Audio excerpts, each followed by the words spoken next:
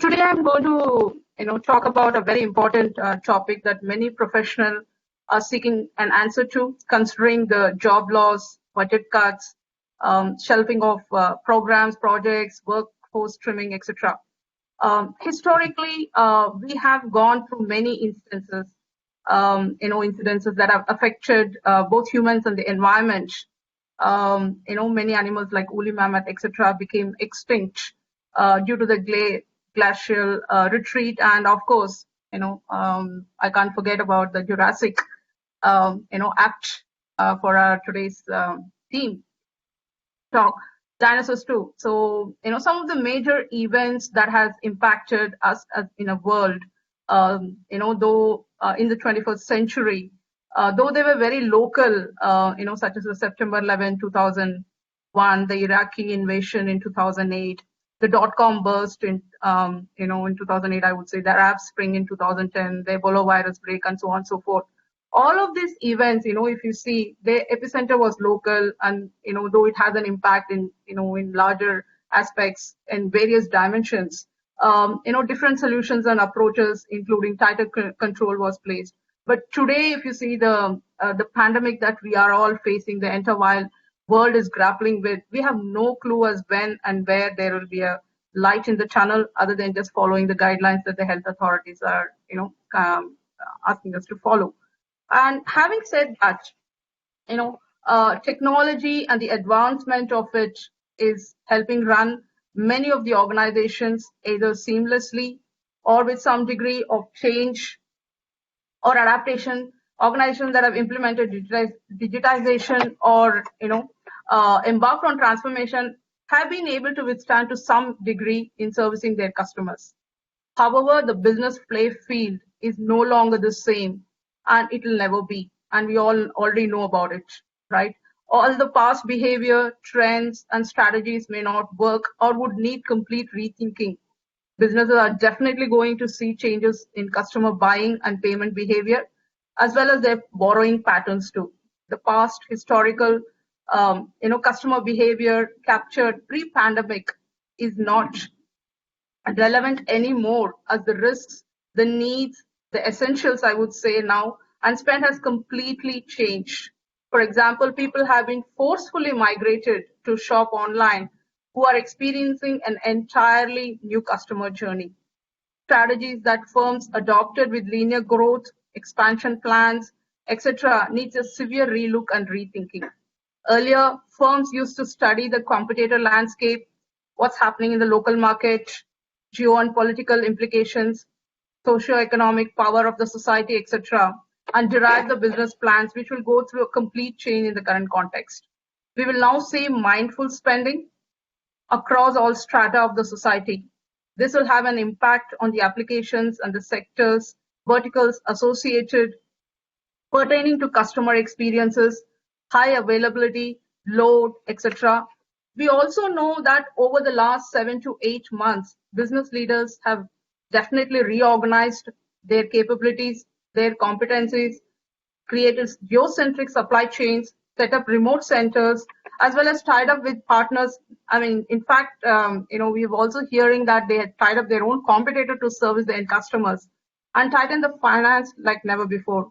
Business will invest in purpose-led program projects that are super critical for the company. Many of the so-called initiatives will be parked in the attic.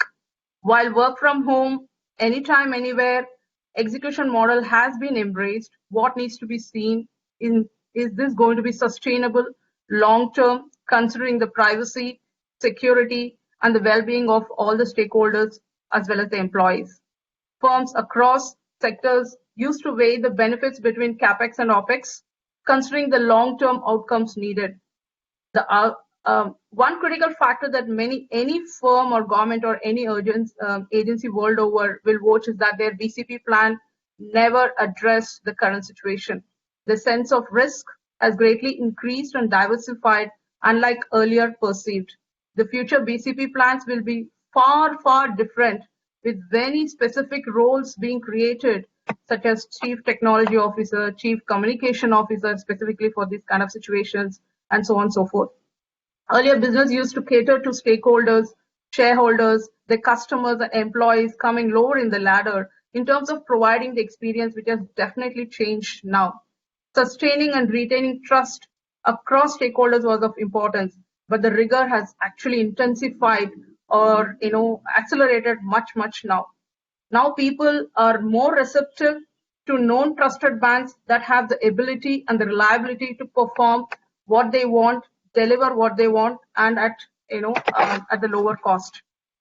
Before I talk about what is likely to be our future, whatever we are doing, referring to as a baseline, or perceived to drive business, or the analytics that we have captured, drawn out from those things, everything will undergo change, and there is no two-way thoughts about it. So what's the way forward, given the current situation? The critical question, how is the future likely to be amidst huge mindset changes? One thing that is going to change is frugality in every dimensions of life. The pandemic and its impact, with no definitive timeline on when we are going to return to normalcy, is causing the CIOs and the CXOs to prioritize spending on technology and services that are mission critical, as well as essential over growth and transformation drivers. Frugal engineering and testing will be one of the dimensions that QA will need to see, that organizations would need to adopt, bringing in changes in the processes, release management, metrics, KPIs, and etc. This is one of the service offering that I had actually incubated at Infosys as well. The follow-up on the business is bankruptcy that we are already seeing, or wrap-ups of the companies or the sectors seen in retail, hospitality, travel sector, and many other areas. And the way the business will shape up would be big players will likely consolidate with acquisitions and mergers, and probably leading to monopoly in some sectors or geos, while some of the boutique firms, which niche players, will continue to provide their services, albeit a very tough, on their margins. I definitely foresee a huge potential due to the mergers and acquisitions with increased workload, traffic on such kind of acquisitions, especially in the sectors like banks, financial institutions, insurance sectors, as well as some of the retail, specific retail sectors. Many service integrators, the SIs, too, will compete for acquisitions or partner with next-gen technology products, services, or tie up with such firms, which will be primarily in digital spaces, healthcare, experience related, and not to mention the AI, IoT solutions. With the physical stores being shut, most of the brands, most specifically the brick and mortar companies, are shifting to DTC, that is direct to customer business model. This will be primarily via mobile and digital channels, thereby increasing the need for omni-channel with increased online wallet share spend. Just to give you an example, during lockdown, farmers in India actually directly sold the produce via WhatsApp to the home buyers, cutting down all the middlemen and the commissions that they would have to shell out. Similarly, PepsiCo has launched snacks.com, Kraft Heinz with Heinz to Home, etc. So firms will be on steroids, or rather will be put on steroids for digital transformations, more specifically on mobile, cloud, AIML, and contactless services with faster aggressive delivery. There'll be a huge play for agile mode of execution and shortened QA cycles for quicker rollout to retain the market share. And obviously, the way we are going to capture the NFR, the metrics that we're going to capture in such a situation with short-term, with DevOps, Agile is definitely going to undergo transformation. This will be one of the areas where frugal engineering and frugal testing will come to deployment. The current pandemic has no real comparison in modern history, which means most historical data is at best irrelevant or gibberish data. The pandemic has disrupted economic, social behavior, processes, and systems. It has definitely altered the people's behavior, their preferences, orientation towards various products and services. These new behavior, the impact, their needs will shape up the new cohort for business. Cloud-based ERP solutions will see a significant acceleration as organizations will look for newer technologies and capabilities that offer better, faster, and cheaper way of doing things. As we know, past customer behavior, analyze risks, etc., no longer relevant. And the best bet is new with advanced machine learning, deep learning algorithms that use the current data for segmentation, the risk scoring, the bifurcation, and the patterns of the people's purchasing power, and etc. Bots, AI, and AOT, contactless will rule as we get through this pandemic. Technically, cloud and security will, in all aspects, will rule the roost. The load having moved from office network to home network, what with WebEx, Google Meeting, Zoom, etc. Consumption of bandwidth over various network bandwidths will be seen. That needs to be very, very well tested, and assurance, and most primarily, more than performance, it is going to be on resilience and the high availability. Definitely, microservices and collaboration services will gain a lot more speed. Many organizations that have been providing cloud-based conferencing and cloud-based telephony services have already seen 3x to 4x increase in their load. We will see increased growth in these services and spend too, which means there is going to be a lot more NFR testing that needs to be done on such applications. Security at all levels. I don't need to tell cybersecurity. It's not just one aspect. There are multiple other dimensions on the security. It could be on access. It could be on data storage, data security, and so on. So we'll have a huge thrust, in the current scenario. An increased tighter and with tighter authentication and authorization. Open source deployment will increase, and it's important that every professional gains knowledge in open source technologies. Going forward, it will be more of reliability, resilience testing rather than performance testing. In fact, I personally feel, performance testing, would need to slightly become obsolete in a certain way, and it will be resilience that is going to, get pushed up. And in fact, I see later in the day, Alexandra actually speaking one of the topics and, talking about should performance testing grow for others to be saved from extinction. It'll be an interesting topic to hear as well. Historically, we have seen organizations seeing resilience only towards IT apps and, in its supporting infrastructure or the underlying, infrastructure. However, with the pandemic, it has proven that resilience goes beyond IT apps. It needs to cater to and address with respect to processes, communications, quality, auditing, readiness, monitoring, as well as whether it needs to be recalibrated or retired or upgraded or migrated or whatever it is. Orgs focusing on just IT resilience have missed to address the larger ecosystem, and the current pandemic, clearly highlighted the shortfall with respect to the, addressing the business resilience.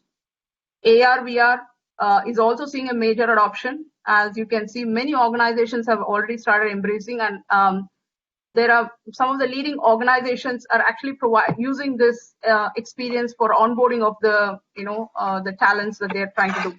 So that, there is a seamless experience, and they're trying to integrate the new joinees into the company. Medical, too, are also using AR, VR, as well as the 3D printing kind of this one. With business adjusting to new normal, leaders are evaluating their operation models, focusing on core competencies, which will actually see a lot more co-sourcing and outsourcing as a way to drive technology-led solutions, expertise, and capability at lower cost. So critical skills will be the need of the hour, but that is slightly broad-based than specific skills.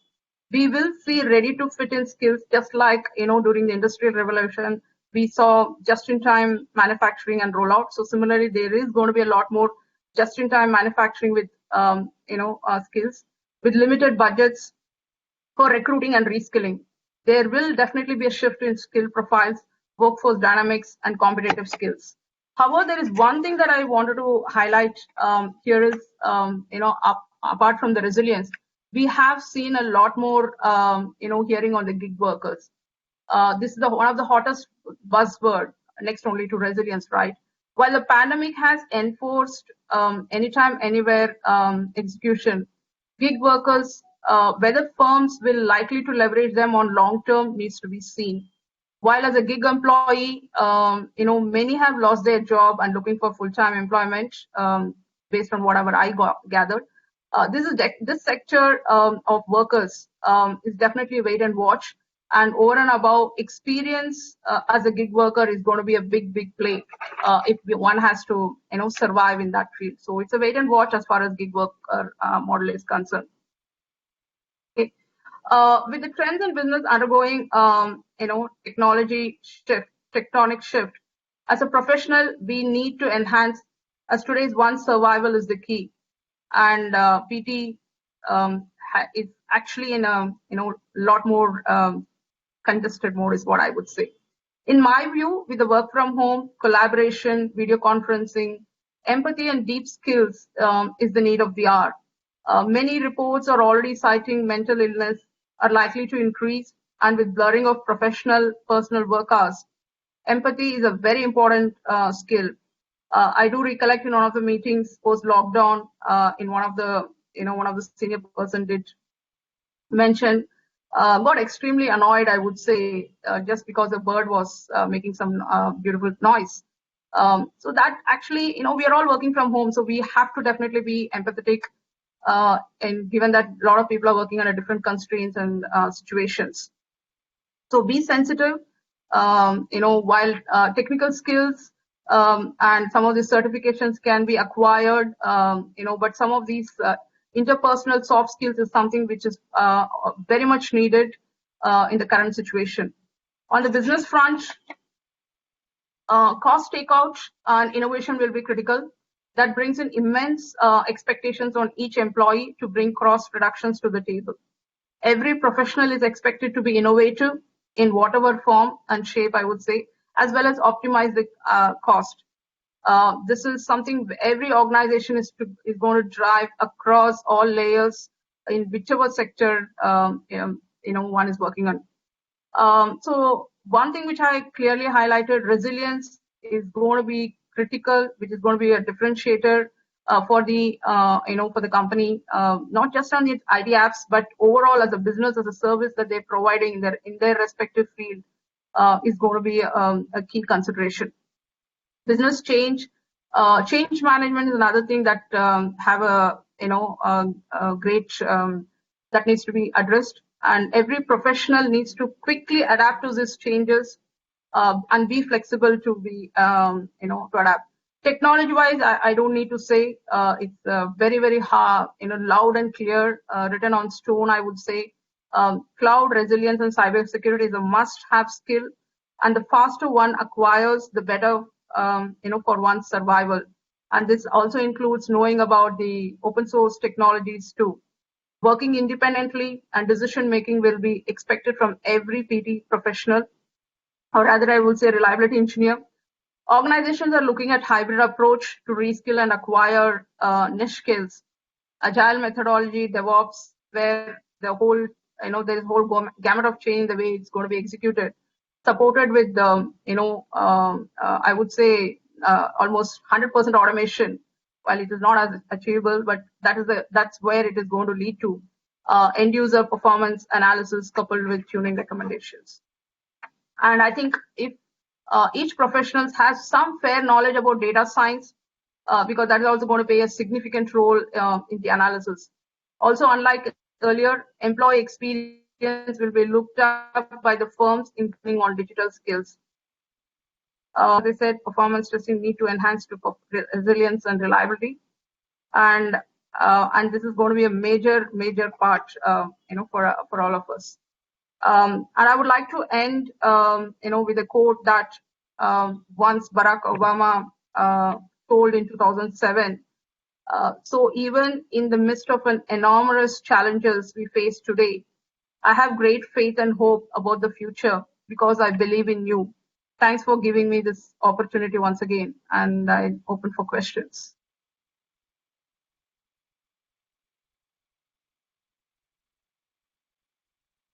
Thanks a lot, Emma.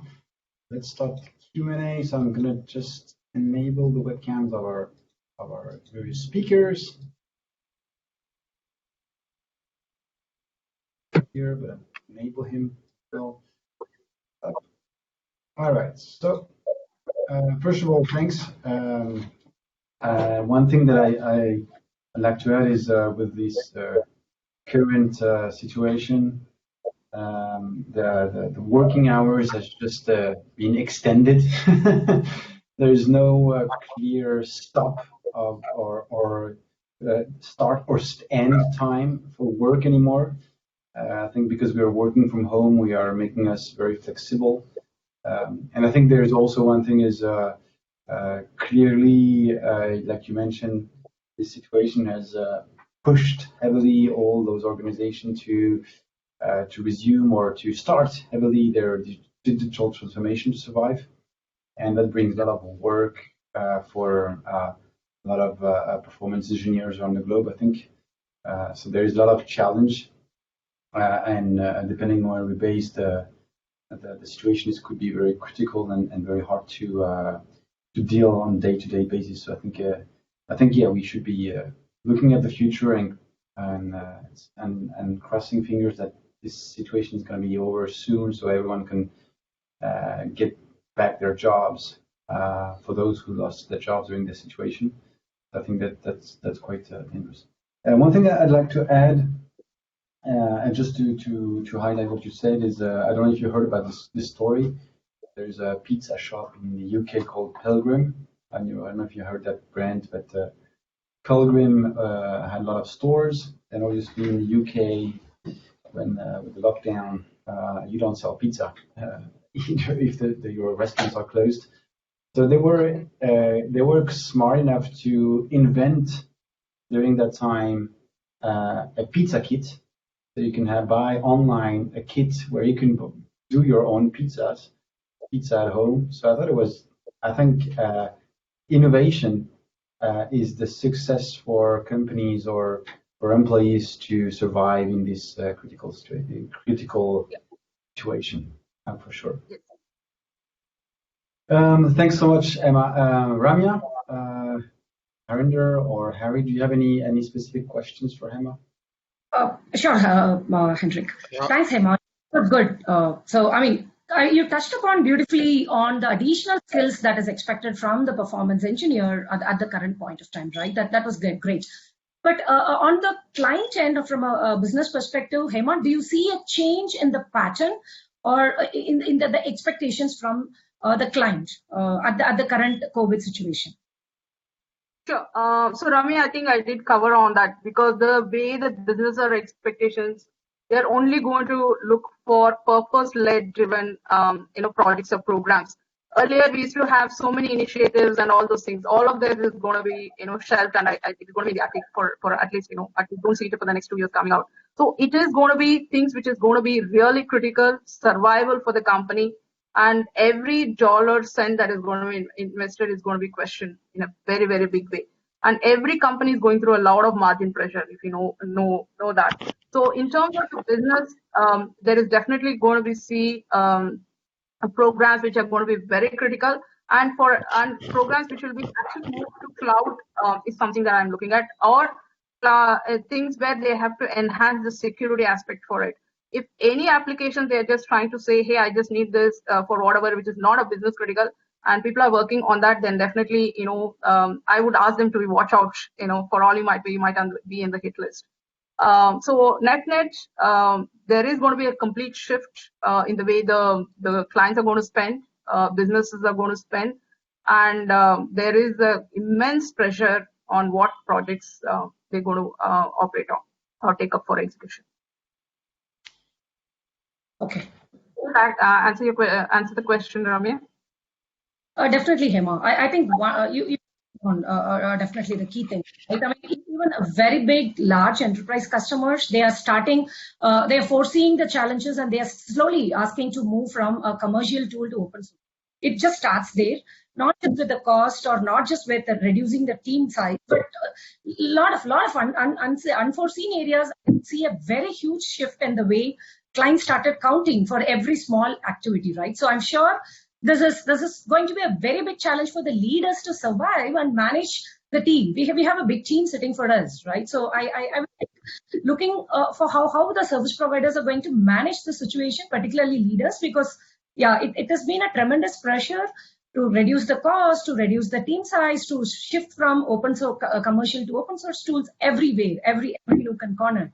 So, I mean, I was curious to understand whether is there a new set of service offerings that you're going to come up, which is going to help to serve your clients, or you're going to do it on a case by case basis. Sure. So Ramya, a couple of things, in Infosys just before, during the lockdown or this one started. Actually, I had the opportunity to incubate about 14 sub offerings between the COVID PT and the resilience part of it. As I also highlighted, Frugal is something which is going to come in a big way, right? Frugal testing and Frugal engineering, and this coupled with Agile, DevOps is actually going to squeeze hell out of it. As I said, there's going to be a huge mindset. And the earlier past data of the way the NFRs were gathered, or the way the patterns, the behavioral patterns, and all those things is definitely not going to help. Maybe you're using it as a reference, but today's current situation, none of them is going to go to it. Tell me how many have actually gone to buy a slipper? How many have actually gone out to buy cosmetics? None. I mean, at least in India, I can say some of the stores are coming next door, coming with their vans and asking them, whether you want to buy kind of things. So it is going to be very, very essentials, I would say. And also projects will be associated to the essential behavior only. And let me also tell you, not just the purchasing power, the buying power or the patterns is going to completely change. And the frugality is going to come not just from the business side, but even on the, end customer too. All of us have changed. I mean, just take a personal look how you have been, at least a year back, and what you're doing. You don't go out and dine. You don't go to travel. You're not going on vacation. You're not going and buying a leather jackets or a handbags, or all those kind of things are no longer required. You're only looking at what is for your day-to-day essentials. So there is going to be a whole shift, and this is going to place a huge thrust on the leaders of the business catering to those services. Okay, so in that case, Hema, do you agree if I can make the statement? I think two decades back, performance was always considered as a luxury add-on, right? So now are we not having a pattern? We are slowly moving on there, where we all talked about the performance testing and engineering and capacity planning being the real demand, or the high priority demand to increase the user experience. But because of COVID, don't you feel, we are slowly again moving back to a square one, where again clients started looking, okay, can we consider this as a luxury add-on? Do you think that we can okay.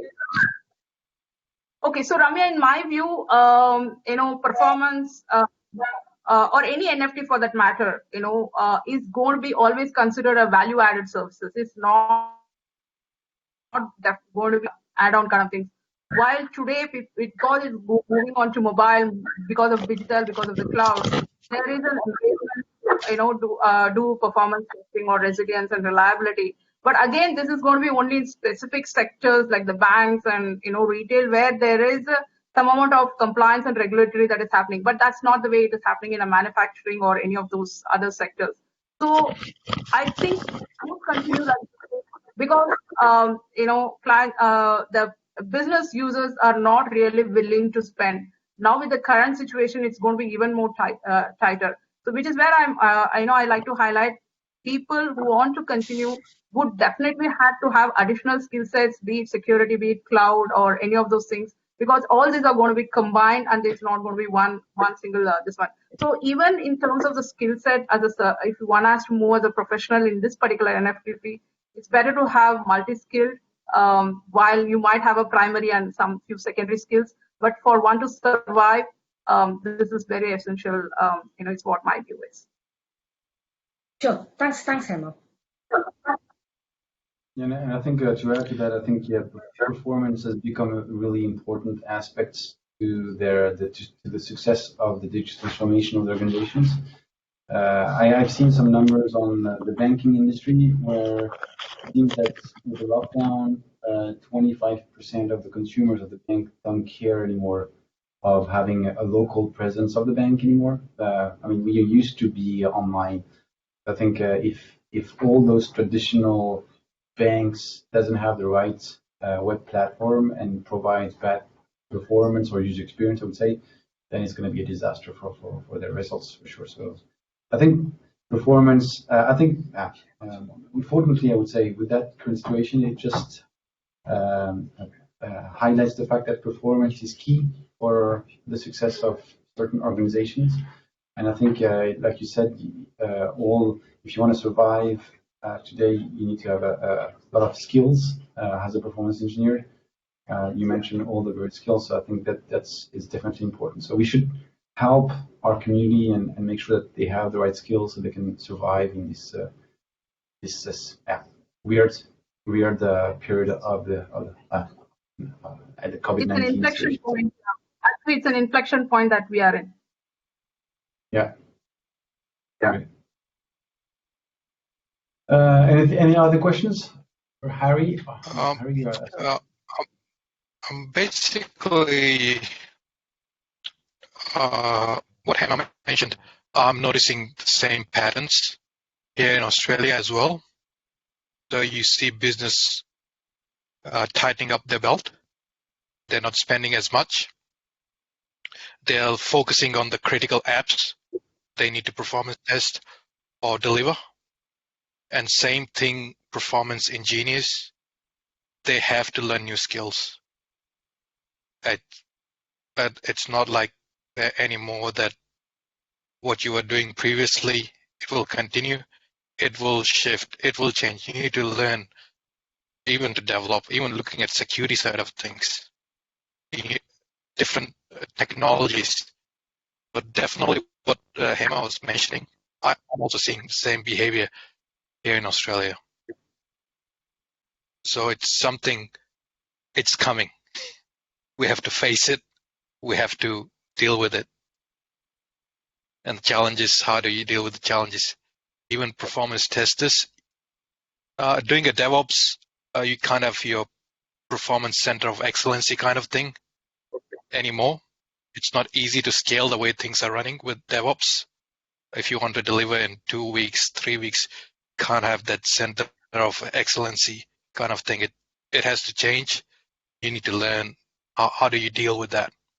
It's definitely the times are different to what they used to be 4 or 5 years ago. Yeah, that's right.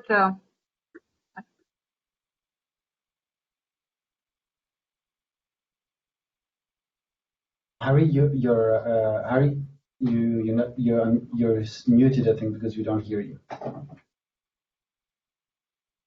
No, we still don't hear you, Harry. I don't know if you're maybe. Is it better now, Hendrik? Yeah. Thanks. Perfect. Okay. So one quick question, Hema, on the adjacent skills that the performance tester should pick up, right? I think you were talking more about resilience and that there is going to be future performance is going to go away and resilience will be a new feature. And you also spoke about within resilience, not just on the IT operations aspect of it. There are other areas that we need to focus on. Can you just elaborate on what are the adjacent skills that you recommend a performance tester should pick up? And from a resilience standpoint, what are the other areas that should be focused on? Sure. I did cover on this, Hari. So just to summarize on that, see, with respect to the skills that a performance, a PT or a resilience engineer would need to acquire, definitely is cloud. That he or she, any certification with respect to cloud is a must, because everything is now moving on to cloud. Security in any this one is also something which one has to learn. Apart from that, the open source technologies is very, very important, and not to mention about the automation part of it. Whatever you're doing, try and see, is there something that we can automate? Either we can do a right shift or a left shift or whatever, a shift up or shift bottom, whatever you want to do it. It is a necessity that you have to look into it. So actually, your whole mindset as a tester, and it's just not for any, as an NFR person, anybody for that matter, you have to view it from a completely different lens at this point in time, because there is going to be today, earlier, as I highlighted, it was about cost cutting, cost reduction, and all those things. Today, it is going to be cost takeout. I mean, the expectation is just not doing more with less, but it is actually doing less, with less. So that's the way it is. So we are in a situation where we have a plenty of options that needs to be provided to the clients. So as far as skills are concerned, one thing that I highlight is empathy, because today everybody is working from home. Be sensitive, be extremely sensitive, because the leaders are going to trust you with a lot of this one. But you as a person, if you are empathetic and have an active deep listening skills, because everybody is going to, your kids are at home, online education is going on, you have all kinds of challenges, in the lockdown situations, containment zones, all kinds of problems. So you never know who is under what kind of thing. So as far as one of the key skills I personally feel is empathy and deep listening skills, apart from this technical skill that I mentioned, kind of things. And also be very, very, you raise your antenna to what the business is looking for. Okay, no longer the same view that we used to look at earlier is going to help us out in things. And that's exactly where I told it is a survival mode as far as at least the next few quarters are going to be considered as kind of things. As far as resilience is concerned, I talked about it's just not with respect to the IT applications or the underlying, stuff supporting infrastructure. What I also mentioned is, it's a clear example is, communication. We never knew how we want to communicate, what speed at which, how frequently we need to communicate, and all those kind of things. We have not assessed whether the applications that are there, or whether they need to be recalibrated or retired, kind of a situation. The quality aspects of it, we have not considered about it. The monitoring aspect of it, how soon or how, I think the security aspect of it. We talked about security only from the respect of the applications or the physical security access, but even the data security. In the current situation, none of the BCPs have worked. Everywhere it is things. Earlier, if it is a cyclone or a hurricane or whatever it is, this is not working, something else would have worked. But today, none of the BC plans have worked out. That's exactly where I'm saying, the resilience, if a business are going to lose out if they only look at, or, very narrowly focused only on the IT applications and the underlying infrastructure. There is going to be a lot more, the whole ecosystem has to be considered. The kind of risks that you're looking at it is very, very different from what we have earlier. The risks that you and the mitigation plan that you looked at were very different from compared to today. So that is where it is today. If suppose the team is working and everybody falls sick or or home quarantine, how are we going to deliver to the client? Nobody has thought about it. So maybe these are things that will come, and this is not something it is going to come. That is where we have seen, I'm given to understand people are creating roles at very, very senior levels as chief resiliency officer, I don't know whether it's called as pandemic communication, but chief communication officer and so on and so forth. So we would see more roles where, there is going to be a lot more humanness that is going to come into this whole thing. Okay, thanks. Okay. More from an impact standpoint, what I wanted to understand was how is these aspects from a resilience standpoint going to impact the performance tester, and what additional skills that you need to acquire, more specifically from a resilience standpoint. I hear about your open source tools, cloud, and other things, right? But you spoke about other resiliency aspect. My question is it still relevant for a performance tester or an engineer to acquire skills? No. And what are those adjacent areas within resilience that he needs to So Hari, very much I would say already a lot of people are misunderstood between resilience and reliability, right? So resilience is, I would say, if I try a triangle, resilience starts of this, where you also talk about chaos and all those kind of stuff. So with respect to skills, there is already a lot of things that has been mentioned. You definitely need to know what are the hotspots and how to infect, to trigger those hotspots and see how it's performing. So the mindset that you're going to try, you have to definitely have a good understanding of the entire architecture and the supporting system as well as the network layout. If you just merely look at only the application, it's not going to help us out, because resilience is much, much beyond. And if I see performance probably is at the lowest bottom, if in the pyramid. So resilience and I think reliability is actually complementing to resilience. So that's the way it is. So performance today, if I exclusively look at it as a this one, I would say performance is like an automation at this point in time. I think they're quite aligned, because people moving to the cloud, they start to do a lot of auto remediation, or they try to deploy as more frequently. And I think part of our role, we should first of all from my perspective, remediations is a code, is a script. So it should be tested. So test. What about simulating something that could break and figure out if the remediation are working? So I think chaos engineering is the best way to do that. But also, like you mentioned, people are deploying quite frequently, and Harinder showed us, no, I think it was Steven who showed us an example of analyzing and showing that there was a deployment.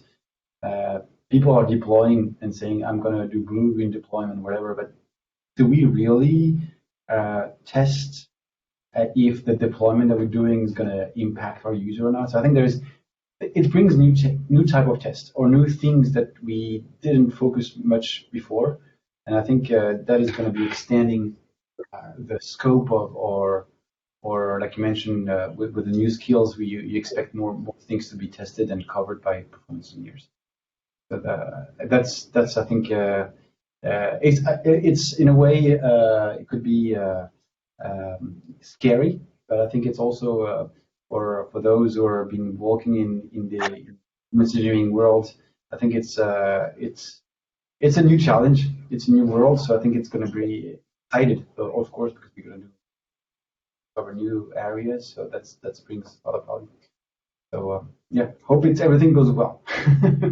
All right, so thanks, Emma, so much for your presentation. Thanks for taking the time, investing, building all this content with us. I really appreciate it.